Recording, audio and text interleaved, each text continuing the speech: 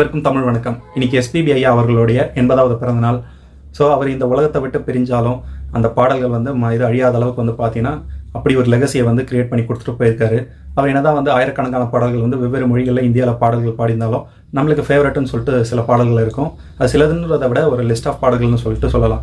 So அப்படி எனக்கு வந்து ஃபேவரட் அதான் ஒன் ஆஃப் த ஃபேவரட்னு சொல்லக்கூடிய பாடல்கள் வந்து பார்த்தீங்கன்னா பாலு மகேந்திர ஐயா அவர்களோட இயக்கத்தில் வந்து மறுபடியும் என்ற ஒரு படத்தில் இசைஞானி ஐயா அவர்களோட இசையில் வந்த பாடல் தான் இது நலம் வாழ என்ற பாடல்கள். இந்த பாடல் வந்து பார்த்தோன்னா வாலி ஐயா வந்து பாடல்கள் வரி எழுதிடுவார்.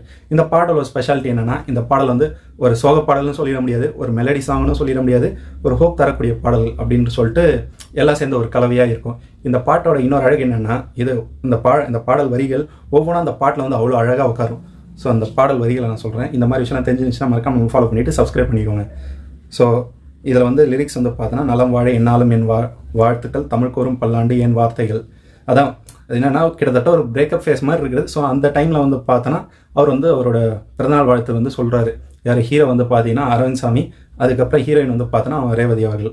ஸோ இதில் வந்து பல்லவி பாருங்கள், இளவேனில் உன் வாசல் வந்தாடும் இளந்தென்றல் உன் மீது பண்பாடும். அதாவது அலிட்ரேஷனும் இருக்குது, ரைமிங்கும் இருக்குது. ஸோ இந்த ரைமிங் கிட்டத்தட்ட ரைமிங்காக தான் இருக்குது ஆல்மோஸ்ட் அடுத்தடுத்த வரிகள் எல்லாம்.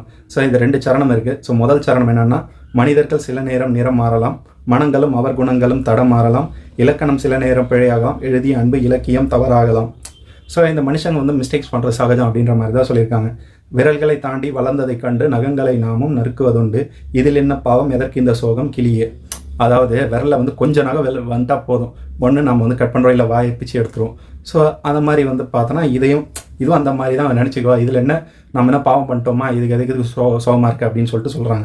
ஸோ 2வது சரணம் அது வந்து பார்த்தீங்கன்னா, கிழக்கினில் தினம் தோன்றும் கதிரானது, மறைவதும் பின்பு உதிப்பதும் மரபானது, கடல்களில் உருவாகும் மலையானது, விழுவதும் பின்பு எழுவதும் இயல்பானது. அதாவது சூரியனும் சரி கடல் அலைகளும் சரி ஒரு டைமில் எழுதுனா இன்னொரு பக்கம் வந்து விழதான் செய்யும். அதே மாதிரி நிலவினை நம்பி இரவுகள் இல்லை, விளக்குகள் காட்டும் வெளிச்சத்தின் இல்லை, ஒரு வாசல் மூடி மறுவாசல் வைப்பான் இறைவன். அதாவது இப்போ நிலவுன்றது வந்து பார்த்தீங்கன்னா, இப்போ நிலவு இருந்தால் தான் வந்து சில பேர் வந்து இருட்டு வந்து தெரியல அப்படின்ற மாதிரி இருக்கும். இந்த நிலவு இல்லைனா என்ன ஆகும் அப்படின்ற மாதிரி இருக்கும். அதே மாதிரி தான் இந்த ஒரு பர்சன் வந்து இல்லைன்னா நம்ம வாழ்க்கையில் என்ன ஆகும் அப்படின்னு சொல்லிட்டு கிடையாது.